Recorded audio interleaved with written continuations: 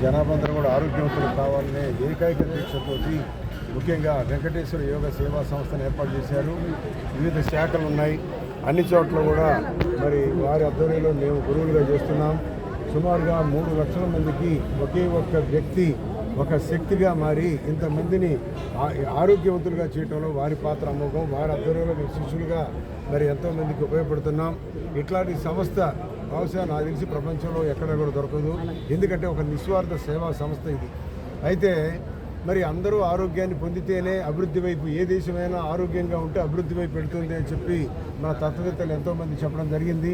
ఆ విధంగా ఆరోగ్యాన్ని ఇచ్చే గొప్ప సంస్థ, ఆధ్యాత్మిక చింతనతోటి తర్వాత ఆందోళన లేని జీవితం గడపాలంటే యోగా ఒక్కటే శరణ్యం. మరి దాదాపుగా ప్రపంచంలో మన మోడీ దీన్ని ఇతర దేశాలకు కూడా వ్యాప్తి చేయడం జరిగింది. అక్కడి నుంచి అంతర్జాతీయ యోగా అనే ఒక దినోత్సవాన్ని కూడా జూన్ 21న మనకి స్టార్ట్ చేశారు. ప్రతి సంవత్సరం కూడా జరుగుతుంది. యోగా మీద అవగాహన ఉండి ఇప్పుడు ఎంతోమంది యోగా చేస్తూ గొప్ప ఆరోగ్యాన్ని పొందడము జరిగింది. కోపతాపాలన్నీ కూడా పోతాయి.